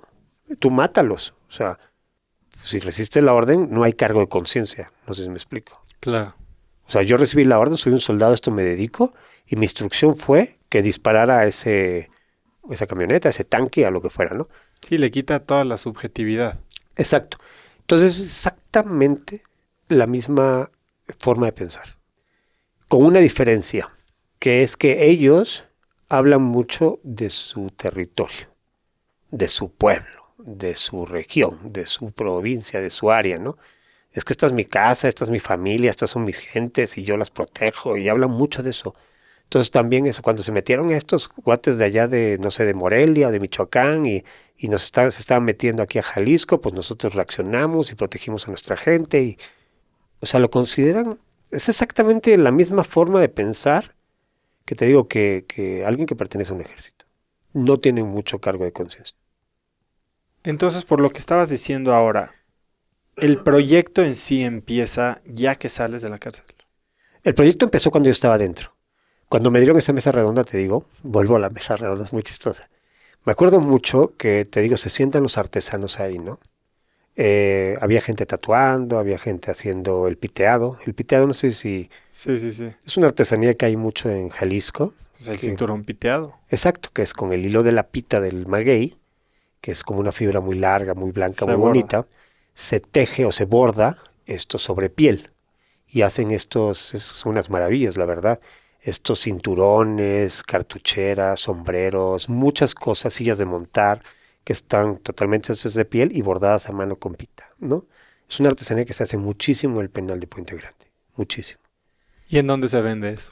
Eso se vende en Guadalajara, hay gente que la produce dentro del penal y después la distribuye, pues no sé, la verdad, en otros lados, ¿no? Mucho en las charrerías, en los lienzos charros, toda esa parte, en ese tipo de negocios se vende muy bien. Como si se produjera en cualquier otro lugar. Sí, necesitas mucho tiempo, mucha mano de obra y, bueno, la hacen, ¿no? Es una artesanía. Entonces, pero normalmente para tú bordar esa piel, primero dibujas en un papel lo que vas a bordar y después lo calcas, digamos, sobre la piel y después con una pequeña navaja lo rayas, ¿no? O sea, haces pequeños cortes donde va el dibujo para que facilite la entrada de la aguja y puedes bordarlo. Y mucha gente hace esa artesanía ahí en Puente Grande. Me acuerdo mucho que cuando empezó el proyecto de Prison Art, había un chavo que estaba haciendo eso, pero se le había acabado el dinero. O sea, había hecho el proceso de comprar la piel, la había dibujado en el papel, la había pasado la piel, la había rayado, pero se le había acabado la lana y no tenía lana para lo más caro, que era la pita, ¿no? Entonces había decidido comprar pintura y pintar con un pincel, en vez de bordar, pintar, ¿no? Y había otro que estaba tatuando a un tercero, ¿no? Entonces le dije, oye, pues ¿por qué no probamos a ver si, en vez de que lo pintes, pues así tatúa? Como ocurrencia. Sí, como ocurrencia. ¿Por qué no pruebas a ver qué pasa si con la máquina de tatuar Le dije, cámbiale la aguja, pues no vas a matar a este, ¿no? Usas la pintura de aquel y tratamos de ver cómo queda. Entonces empezamos a hacerlo y empezó a tener como una textura que no tenía la pintura usada digamos, con el pincel, aplicada con el pincel, sino que era como mucho más terso, como que permitía mucho más sombras, como que permitía mucho más texturas, como si fuera un lápiz, ¿no? Como si fuera un lápiz. Entonces le dije, oye, pues voy a comprar una piel y me vas a hacer una mochila para mí, ¿no? Entonces efectivamente fui, compré la piel, hicimos como el primer proyecto, el primer dibujo y hicimos la primera mochila. Estaba desarmada, o sea, era desarmada, pero para después armarla, ¿no? Y ya que la terminamos, busqué a un cuate que era como estos, era de un grupo indígena de México, que es como del norte de México, que hace muchas artesanías tejidas y eso. Y le dije, oye, ¿me la puedes armar? Dijo, claro. Entonces me la armó y quedó padrísima. Y fue la primera mochila de Prisoner que ahí la tengo guardada. No la hemos querido vender porque era como la mía, ¿no? Era la que yo traía todas mis cosas porque no puedes andar en la cárcel dejando las cosas por fuera. Entonces todo lo que traes lo tienes que traer junto a ti, ¿no? Entonces guardaba todas mis cosas ahí. Entonces mandé a hacer una segunda, mandé a hacer una tercera, y de repente se acercaba otro tatuador y decía, oye, es que yo quiero trabajar con usted, patrón. Y le dije, pues órale, hazme una cartera, ¿no? Y así empezó. Y al rato pues tenía un montón de gentes haciendo cosas. ¿Y tú no tenías un plan para eso o sí? No tenía todavía un plan para eso. Nada más le estabas dando chamba a la gente, guardabas las cosas que hacías. Sí, las guardaba y de repente le decía, no sé, a la esposa de alguno de los chavos, oye, te las puedes llevar y te doy, o los pones por cobrar y te doy la dirección para que los mandes a México, ¿no? Ah, claro, señor. Entonces las ponían en la mensajería, las ponían por cobrar y cuando llegaba a México, a la oficina de nosotros, pues pagaban el flete y ahí las guardaban. Ahí así las cajas como llegaban cerradas, ahí se iban guardando, ¿no? Entonces me hablan y me decían, oye, pero ¿qué hacemos con todo esto? Ahí guárdalo, nada más guárdalo, ¿no? No sé qué hacer con ellas, o sea, guárdalo. Pero la decisión de hacer Prison Art fue una vez que estábamos sentados en esa mesa y me acuerdo muy bien porque estaba un cuate que era del cártel, estaba uno que le decían el Popeye, que era de una banda de secuestradores, estaba un Tomás, el señor que era el que mandaba en mi celda, estaba el perrito, que era un chavo que había robado un Oxxo, y estaba yo, ¿no? Y el perrito, que en realidad se llama Julio César, pero decían el perrito desde siempre, ¿no? Es eso, así como tú eres el oso, aquel era el perrito. El perrito iba a salir libre, ya como la cuarta o quinta vez que iba a salir, ¿no? Pero la última vez que lo habían agarrado estuvo como que muy feo, como que la pasó muy mal, ¿no? Entonces, como eran delitos menores, eso salían bastante rápido los chavos, ¿no?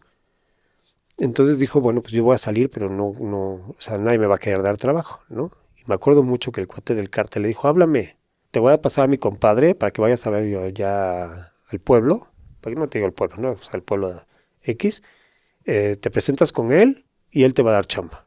Y yo dije, ay, espérate, ¿no? O sea, el chavo no era malo, o sea, había pues, tenido una vida súper difícil. Es un cuate que tenía 27 años aproximadamente, de los cuales había pasado casi 15 en la cárcel. O sea, de los 12 años había estado en reformatorios, 4 años, 3 años, 2 años, 1 año, salía, volvía a entrar, fue a Estados Unidos, lo detuvieron, lo metieron en la cárcel de Estados Unidos, salió 3 meses fuera. O sea, había estado casi toda su vida en la cárcel. Y el siguiente paso lógico es ese, ¿no? Estableció una relación con alguien del cártel, lo va a contratar y ya va a ser un sicario, ¿no? Entonces, en ese momento fue cuando a mí se me prendió el foco y dije, no, pues no puede ser, cabrón. O sea, el perrito era uno de mis tatuadores, ¿no? Y le dije, oye, perrito, no manches, no vayas a ver a este cuate. Digo, o sea, te vas a meter en más problemas, ¿no? ¿Y no tenías miedo de estarle pisando los callos a...? No, porque a ellos les da lo mismo. O sea, ellos tienen chorros de gente, ¿no? Entonces le dije, no, o sea, mejor trabaja conmigo, cabrón, ¿no? Entonces, finalmente el perrito no salió en ese tiempo, sino que salió después y pues, continuó trabajando con nosotros, ¿no? Pero en ese momento fue como la idea de decir, oye, ¿qué onda? O sea, se van a llevar estos cuates al perrito allá a trabajar de burro, de halcón, de sicario. O sea, no manches, ¿no? O sea, está cañón. Entonces dije, no puede ser, o sea, hay que buscar alguna alternativa para poder darle una mejor oportunidad a este muchacho, ¿no? Entonces, ahí fue cuando se me surgió la idea de decir, oye, ¿sabes qué? Esto puede cambiar, puede ser utilizado este mecanismo para tratar de capacitarlos. El perrito era bueno para la droga también, ¿no? Pero poco a poco la fue dejando. O sea, de fumar piedra, de fumar eso, empezó a bajarle, ya fumaba nada más mota, poco a poco lo fue dejando, y realmente cuando yo salí, y él salió poco tiempo después que yo, ya no tomaba nada, ya no fumaba nada, estaba totalmente en abstinencia, pero por un acto de voluntad de él, ¿no? Entonces, la idea que surgió en ese momento fue, ¿cómo evito que los contraten? ¿Cómo evito, cómo puedo ayudar a que los chavos tengan una mejor esperanza de vida? Porque aparte es impresionante. La gente que vive del cártel es muy triste porque no hay muchos que pasen de los 30 y tantos años. Son pocos los que son más grandes que eso. La mayoría son bien jóvenes. ¿Por qué? Porque los matan a todos mueren, ¿no? En enfrentamientos, en expansiones de territorio, en todas esas cosas. Entonces, tenía yo que buscar una opción para poder tratar de mantenerlos interesados en esto, ¿no? Entonces, al principio fue como un poco de desesperación, ¿no? No, yo les pago, vénganse, no. O sea, vamos a seguir aquí, siguen dibujando, sigan trabajando, vamos a buscar, como un poquito para que no se fueran del otro lado. Pero también eso tenía un límite, no podía yo, o sea, tenía que buscarle una estructura para que realmente funcionara, ¿no? Y poco a poco fue tomando forma lo que hoy en día es Prison Art. ¿Y nadie te tachó de loco aquí afuera? A todo el mundo. ¿Qué te decían? Ay, Jorge, deja eso de las bolsas, eso no vale para nada, esto no va a funcionar jamás, dedícate a tu fábrica de pintura, dedícate a esto, dedícate a lo otro, no pierdas el tiempo. Pero olvídate del modelo de negocios. Nadie te decía, güey, déjalos, no valen la pena. Ah, no, también todo el mundo. O sea, te vas a meter en más problemas, te vas Exacto. a meter en broncas, vas a acabar mal. No, sí, fue una lucha contra viento y marea, ¿no? O sea, pero bueno, al final del día soy un necio, ¿no? O sea, eso sí, siempre he sido un necio. Que todo No, el y mundo me aparte con dice, esta visión de que pues no eras necio por dinero, ¿no? Estabas haciendo algo por convicción y por sí, era la idea, corazón. ¿no? La idea era buscar una alternativa para poder ayudarlos, ¿no? Claro.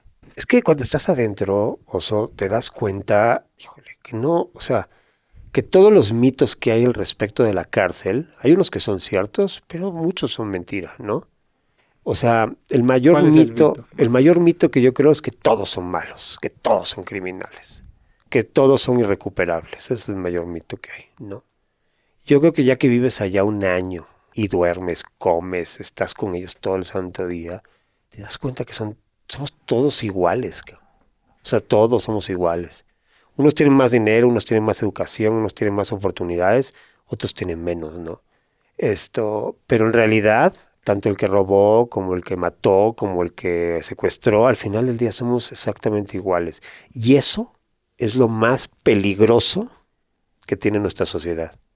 Que si nuestra sociedad ha permitido que una sección grandísima de nuestra población se dedique a eso, pues quiere decir que puede ser que haya otra mucha más grande que se vaya a dedicar en el futuro, ¿no? Porque cuando tú vas ahí, estás con ellos y te das cuenta que se ríen, que lloran, que tienen miedo, que tienen alegrías, que tienen mamá, que tienen papá, que tienen hijos igual que tú, que se preocupan por ellos. Te das cuenta de que pues, es lo mismo, solamente que ellos se dedican a un negocio que es muy, digamos, es sumamente dañino para todos, ¿no? Pero que al final del día lo que buscan es lo mismo que tú buscas. O sea, que la mayoría de la gente busca, ¿no? Es ganar dinero, es tener cosas, es Tener una mejor vida. tener una mejor vida para sus hijos, etcétera, ¿no? A costa de lo que sea. Entonces, lo que hay que buscar es tratar de darles una oportunidad para que en vez de hacer eso hagan otras cosas, ¿no?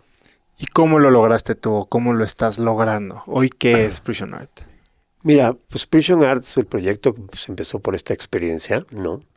Es un proyecto que está muy lejos todavía digamos, de considerarse exitoso, pero pues, está en el camino para lograr un proceso, ¿no? es un proyecto que busca, como te decía, darles una mejor oportunidad a estos chavos, ¿no? Darles una mejor oportunidad a ellos y a sus familias a través de un proceso que es capacitarlos mientras están en la cárcel, ayudarlos en el proceso de rehabilitación y al final del día darles una oferta laboral para que puedan trabajar cuando obtengan la libertad, ¿no?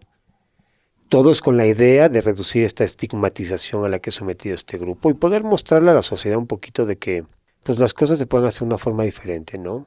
Que la gente que ha estado privada de su libertad pues puede ser totalmente recuperable si les damos el tiempo, si les damos el esfuerzo, ¿no?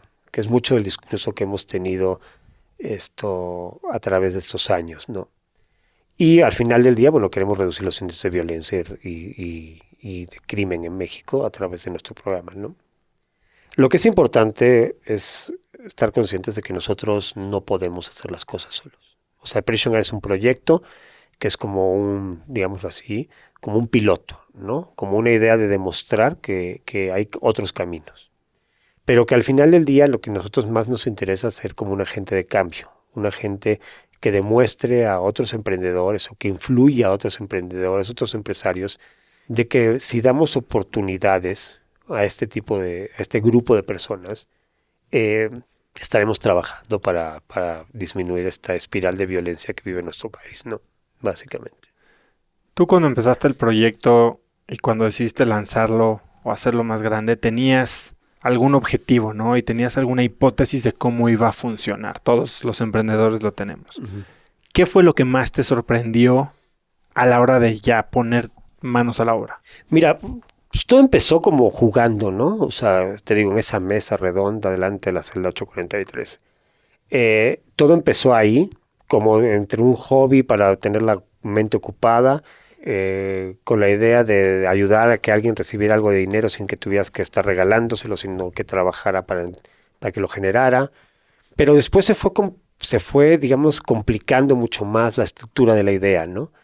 Empezamos a ver que tenía que ser un proyecto pues, sustentable.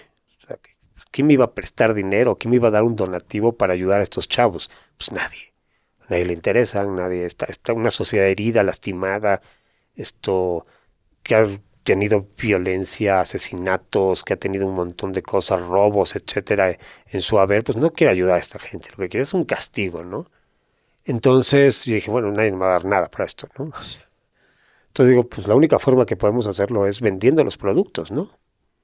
Entonces todas esas cajas que se habían juntado en mi oficina en México, que yo había ido mandando con ayuda de las familias de los presos que iban a visitarlos, pues era una cantidad enorme. Había como 1,000 y tantas piezas que se habían juntado en cerca de un año de estar trabajando allá adentro, entre piezas chicas y piezas grandes, ¿no? ¿Cuánto habías pagado en inventario, por llamarle de una manera?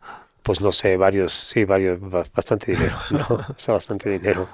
Pero sí había alrededor de 1,000 y tantas piezas. Y cuando finalmente me avisan que me van a liberar, ¿no? Hay un procedimiento que es como una tradición que tienes que regalar todo lo que tienes, ¿no? Dentro de la cárcel, para los que se quedan. Entonces las pocas cosas que tenía, pues las repartí entre los chavos que trabajaban conmigo, que para ese momento eran ya como 20 y tantos, 30 y tantos, como 20, 30 más o menos. Le regalé todo lo que tenía, porque pues ya iba a salir, ¿no? Entonces, pero me acuerdo mucho que por primera vez, y me impresionó mucho, varios de ellos estaban llorando, porque yo me iba. Era entre miedo y alegría de que me fuera, ¿no? Pero al mismo tiempo miedo porque se iban a quedar sin trabajo, sin forma, o sea, para recibir dinero, etcétera, ¿no? Para poder apoyar a sus familias, etcétera. Entonces yo les dije, me acuerdo mucho que en ese momento como que me comprometí con ellos a de que yo iba a regresar. Y me dijo, español, no es cierto, nunca vas a regresar, nadie regresa. Dije, yo voy a regresar, de veras que voy a regresar. Voy a regresar y vamos a hacer la fundación, vamos a hacer todo el proyecto y esto va a ser para grande y va a ser para todos. Y efectivamente, como a las 2 semanas, no pude regresar a la semana siguiente porque me enfermé horrible. De hecho, ya venía yo enfermo de esto y estuve hospitalizado cuando salí. Pero como a los 15 días regresé y empezamos el proyecto para hacer la fundación y participar en una convocatoria que había de Fortalece, que es una asociación de la Universidad Iberoamericana y la Barra de Abogados para fortalecer otras asociaciones civiles. Me metí a la convocatoria y la ganamos, nos constituyeron la fundación Y después pues decidí que las 1,000 piezas que tenía pues había que venderlas, ¿no? Había que hacer un modelo de negocio. O sea, teníamos que pensar de qué forma íbamos a fondear esto, porque no había forma humana de que yo con mis recursos siguiera manteniendo a 30 bocas dentro de la cárcel sin poder vender el producto, ¿no? Entonces la primera idea fue, hay que venderlo, cabrón. Hay que venderlo. La segunda idea fue, vamos a venderlo, pero vamos a mejorarlo. O sea, lo que tenemos ya hecho, pues ya ni modo, ¿no? Hay que venderlo como está. Pero a partir de ahora hay que hacer mucha mejor calidad. O sea, tenemos que hacer, yo tenía la idea de hacer un producto que no fuera un producto carcelario, sino que fuera un producto que realmente tuviera un discurso. O sea, pudiera hablar por sí mismo. Que cuando la gente lo viera, dijera, oye, está increíble este producto, lo quiero comprar. Y cuando se enterara de que era un producto que estaba hecho por una fundación o por personas privadas de su libertad a través de todo este programa, digamos, generar un cambio en su forma de pensar y en su forma de ver este grupo. Y por otro lado, tenía que ser un producto, ya hablando de negocio, que tuviera buen margen, porque pues costaba mucho mantener toda esta estructura de estar trabajando con los chavos, etcétera. Y bueno, el producto que hoy en día manejamos pues cumple con todos estos requisitos. Es un producto que tiene margen, es un producto que tiene un discurso, es un producto que tiene lujo, está muy bien hecho, muy bien cuidado, y es un producto que tiene causa, ¿no? ¿Y que se vende en cuántos países ya? Pues se vende en muchos países, pero hoy día tenemos 15 tiendas. Tenemos 11 tiendas en México y 4 en Europa. Tenemos una página online que vende en todo el mundo y tenemos distribuidores de 4 tipos, básicamente. Tenemos tiendas departamentales en Europa, tenemos tiendas multimarcas, franquicias y corners en hoteles, ¿no? Desarrollamos como todo un concepto omnichannel para poder vender los productos a través de donde podamos, ¿no? O sea, de todos lados, ¿no? Es la idea, ¿no? Y tenemos una página web que también vende en todo el mundo, ¿no? ¿Cuál es la página para los que lo están oyendo? La página se llama prisonart.com.mx. Y además de, ¿cuántos chavos tienes trabajando para ti? Hoy en día hemos logrado entrar a 8 cárceles en México. No está ya limitado a Puente Grande. No. De hecho, Puente Grande, digamos, es como el alma mater, ¿no? Allá estamos en el penal preventivo donde yo estaba. Pero después muchos chavos sí fueron sentenciados, de los que trabajaban con nosotros, y pasaron al de sentenciados. Entonces iniciamos el programa en el penal de sentenciados. Otros habían venido en asuntos que involucraban a sus esposas, entonces estaban en el femenil, y también entramos en el femenil. Entonces ahí tenemos 3. Después tenemos en Tulancingo, tenemos el de hombres y el de mujeres, en Pachuca mujeres. Tenemos el de la Ciudad de México, el reclusorio norte, el anexo del reclusorio norte. Y tenemos un femenil en Querétaro, donde tenemos un grupo de mujeres que hacen joyería de tejidos y cosas por el estilo. ¿Y cuánta gente es? En total, ahorita en la cárcel, privados de su libertad, hay como 160. Pero lo más interesante es que ya hay 40 que han salido en libertad y que continúan trabajando con nosotros. Sí, es muy, muy interesante, la verdad. Y ahora, por ejemplo, en los próximos 12 a 18 meses, ¿cuál es el siguiente paso o el proyecto que más te está Bueno, pues mira, emocionando? nosotros lo que tratamos de hacer es desarrollar un modelo de negocio que solucione el problema social. Digamos que es un esquema un poco raro, ¿no? Porque nosotros sí nos preocupa ganar dinero, pero porque ese dinero lo utilizamos para crecer el negocio, ¿no? Y creciendo el negocio aumentamos el número digamos, el impacto que estamos haciendo. ¿Qué quiere decir esto? Nosotros tenemos un modelo en el cual es como equilibrado.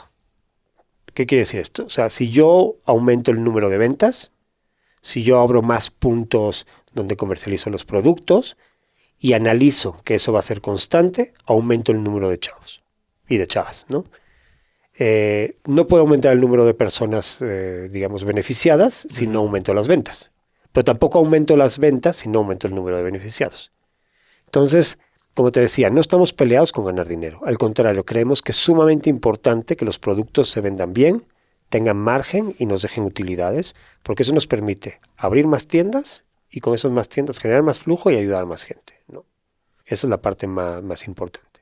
Por eso es importante también, como te decía, que el producto esté, digamos, en sintonía con esta situación, ¿no? Por eso el producto es un producto de lujo, es un producto con margen, es un producto artesanal muy bien hecho, ¿no? ¿Y en los próximos 12 meses piensas abrir más tiendas o a qué Sí. se van a dedicar? Bueno, por primera vez estamos buscando fondos de inversión para que nos ayuden inviertan con nosotros y nos ayuden a crecer el negocio de forma exponencial, para que en los próximos 5 años nosotros queremos pasar de 160 personas en la cárcel a tener alrededor de 1.400 en el proceso de reinserción, ¿no? Con estas aportaciones de capital que estamos buscando, la idea es que en los próximos, como te digo, 5 años, PrisonArt pueda tener 60 tiendas, pasemos de 15 a 60 tiendas, pero pasemos también de los distribuidores que hoy en día tenemos a tener alrededor de 400 distribuidores a nivel mundial, ¿no? Ese es como el sueño que traemos. Pues es una producción gigante.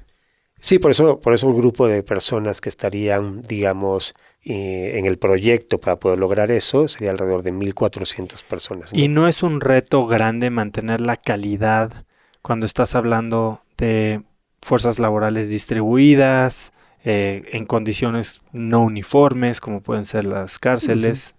Lo que pasa es, lo que hemos logrado es que cada cárcel hace una cosa diferente. O sea, no todas hacen lo mismo, ¿no? Entonces tenemos cárceles, por ejemplo, que como la de Querétaro, que te decía hace un momento, un penal femenil en donde se hace cierto tipo de joyería, ¿no? Tenemos, por ejemplo, cárceles que nada más tatúan. Otras cárceles que, por ejemplo, bordan manteles. Por ejemplo, en Tenango, ¿no? En Tulancingo, que hacen mucho los tenangos y todo esto. Tenemos cárceles en Guadalajara, por ejemplo, en Puente Grande hay una cárcel específicamente que hace cincelado.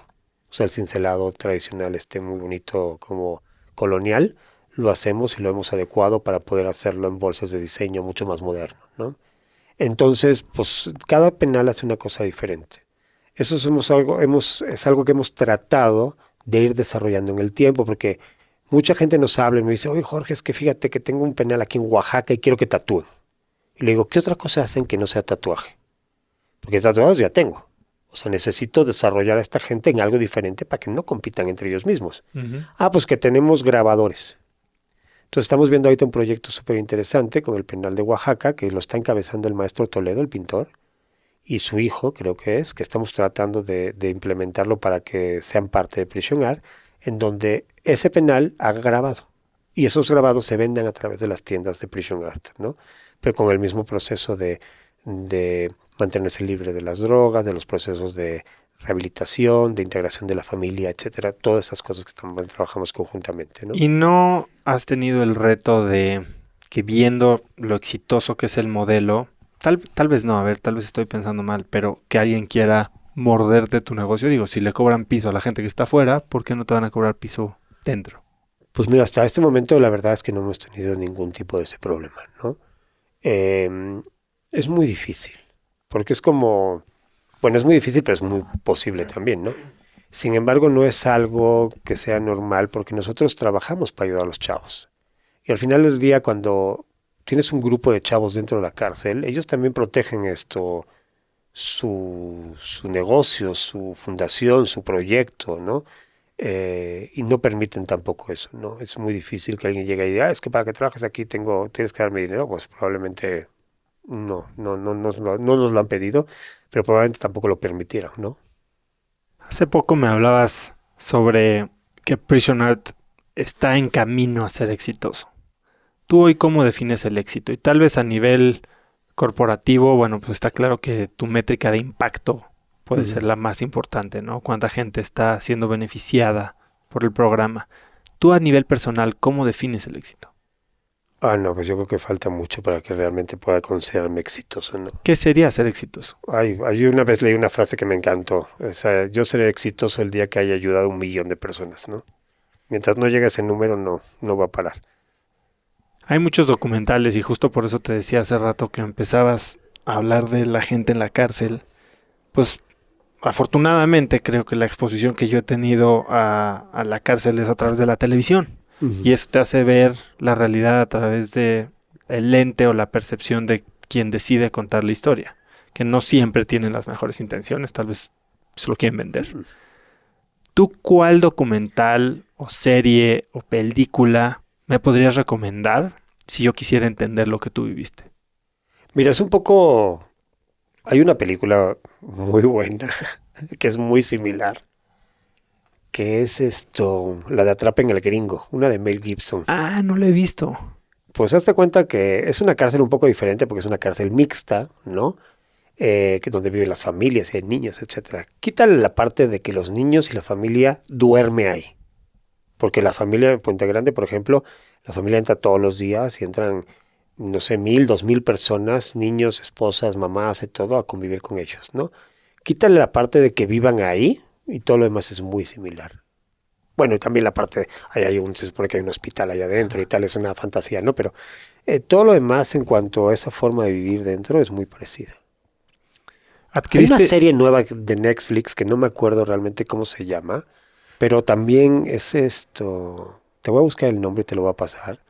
No recuerdo ahorita cómo es el nombre, pero es una serie, no me acuerdo, no es mexicana, no sé si es latinoamericana, pero es extraordinaria también y también describe muy muy bien el negocio, o sea, el negocio de cómo se maneja una cárcel, ¿no? Si me pasas el nombre, lo pongo en las notas del episodio. Sí, te lo voy a buscar, porque la vi, son como 7 capítulos y la verdad es súper buena, muy bien, o sea, te regresa cuando la ves. La he comentado incluso con los chavos que trabajan aquí en la oficina de nosotros, que han estado también en la cárcel, y se dicen, no, está cañón, o sea, te acuerdas de tal y de tal y de tal y todo lo que pasaba, y estos personajes son súper marcados, y estos también, y esto así.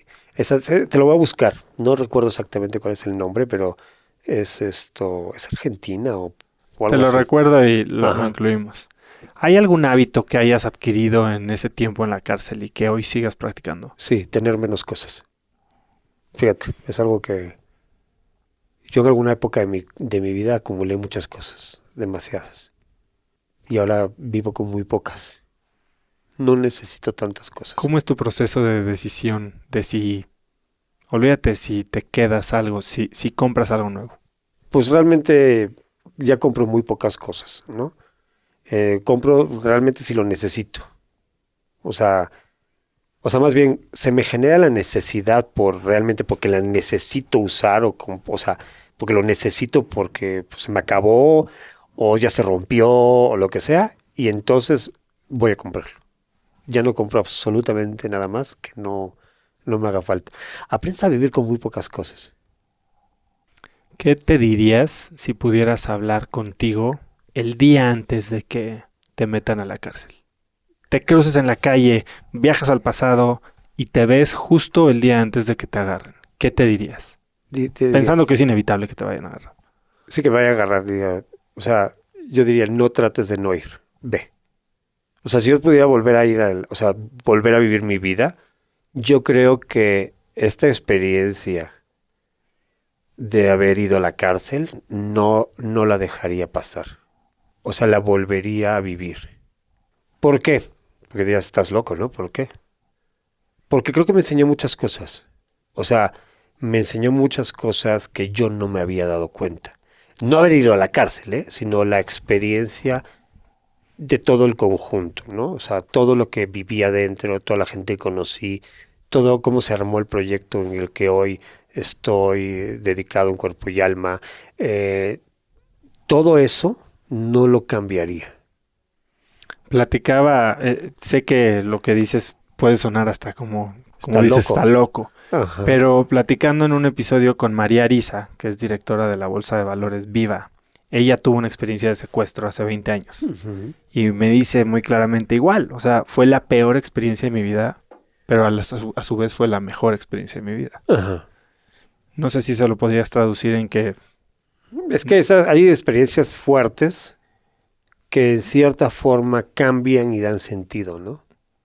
O sea, no puedes esperar que alguien que haya tenido una vida fácil toda su vida, que todo le haya salido maravilloso, todo haya estado de color rosa, nunca ha tenido un problema, siempre tuvo dinero, nunca pasó nada. Pues no sé si va a tener la misma fuerza o la misma interés en generar algo que alguien que ha luchado, ha batallado, ha peleado, ha perdido, ¿no? Sí, lo difícil, entiendo lo que Ha dices. sufrido, ¿no? El tema es que creo que es muy fácil descalificar a la gente que en la superficie parece tenerlo todo perfecto. Y creo que todos estamos y todos están al mismo tiempo pues, peleando sus propias batallas, ¿no? Y entonces por eso juzgar a alguien sin conocer, sin saber, hoy tal vez quien te vea pasar en la calle va a decir, este güerito señor que se ve que es de las lomas, ¿qué? Ni de las lomas, ¿eh? Bueno, pero ya sabes, podría juzgarte así. Ajá. Sí, la gente es parte de la lucha que tenemos constantemente, ¿no? En el proyecto de Prison Art, que es enfrentar esa estigmatización, ¿no? Que somos tan fáciles para categorizar o para catalogar a alguien en algo que pensamos que nosotros creemos y nosotros decidimos y nosotros pensamos que así es, ¿no? Cuando en realidad no sabemos nada de la otra persona. No sabemos nada de sus capacidades, sus miedos, sus alegrías, de sus intereses, de sus sueños, ¿no? Y bueno, pues es respetable no saber nada de los demás, ¿no? Lo que no es válido es que los cataloguemos de alguna forma y en base a eso decidamos cómo convivir o cómo tratar a esa persona con ella. Si pudieras escribir un mensaje en el cielo para que millones de personas lo vieran, ¿qué diría? Oh, por Dios, no sé. No sé, tendría que pensarlo muy bien porque lo van a ver muchas personas. Pero yo creo que sería un mensaje de esperanza, ¿no? O sea, de esperanza, de tolerancia. Buscaría alguna frase que realmente tratara de despertar algo en la gente, ¿no? Que tratara de prender una luz que les permita ver las cosas de otra forma, ¿no? De tener esperanza de que hay mejores caminos, de que tuvieran esperanza de que hay mejores formas de hacer las cosas y de que si estamos juntos y nos esforzamos lo vamos a lograr, ¿no? Pero todos juntos. Jorge, ¿hay algo que quieras agregar?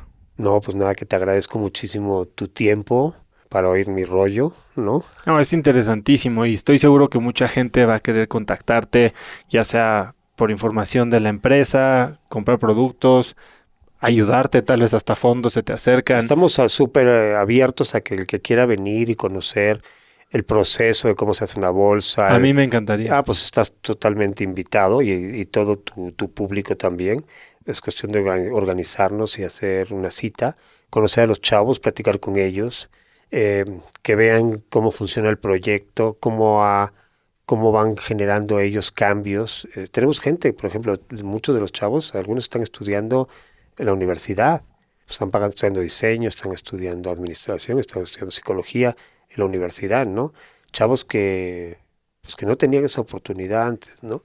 Entonces, pues está abierto para que... ¿Dónde pueden encontrarte, seguirte en las redes de la empresa? Pueden seguir nuestras redes sociales, ¿no? Y por ahí contactarnos. ¿Cuáles son? Es Facebook e Instagram, es Prison Art Oficial, en inglés, así como en inglés. Porque no es porque somos pochos. Oficial con doble F, entonces. Exactamente. Porque no es porque somos pochos, sino es porque muchos de nuestros clientes están fuera de México. Tenemos también la página que me ayudaste antes a decir, que es www.prisonart.com.mx. Y es que no es el teléfono de la oficina, pero... No te preocupes. Pero les dejo mi mail con todo gusto, es jorgecuetofF de foco, @gmail.com, ¿no? ¿Y tienes redes personales? Sí, tengo un Facebook, Jorge Cueto, en Facebook. Ahí no sé cómo estará escrito, pero bueno. Bueno, ahí lo agregamos, te buscamos y lo ponemos en las redes. Y tengo un Instagram que no trae gran cosa, pero el en Facebook. Las notas del episodio, que va a ser cracks.la/Jorge. Uh-huh. Jorge, te agradezco muchísimo el tiempo y la apertura con la que nos hablaste hoy. Digo, a mí me dejaste la boca abierta varias veces. Cuando volteé la cara ya se nos había ido una hora y es totalmente fascinante que nos puedas compartir con tanta vivacidad lo que experimentaste, y te lo agradezco. Lo que has logrado me parece de las causas más nobles que puede haber, y creo que, como bien dices, es la manera en la que podemos mejorar esta sociedad, no cerrando puertas sino abriéndolas, no cortando o quemando puentes sino tendiendo lazos, y me queda clarísimo que eres un crack. Te agradezco muchísimo, Oso. Te mando un abrazo y pues los espero por allá. Gracias, Jorge. Gracias a ustedes. El relato de Jorge me ayudó a abrir mi mente y pensar de forma distinta sobre la vida en prisión. Si te gustó, suscríbete en iTunes o Spotify y califícanos con 5 estrellas para que más gente nos pueda encontrar. Suscríbete gratis también a Viernes de Cracks, que es el email que mando cada viernes, y puedes hacerlo en cracks.la/viernes. Y si aprendiste algo de este episodio, mencióname en tus historias de Instagram como @osotrava e incluye a Jorge como @prisonartoficial, oficial con doble F. Puedes encontrar links a todo lo que hablamos en www.cracks.la/Jorge. Y eso es todo por hoy. Yo soy Osotrava y espero que tengas una gran semana.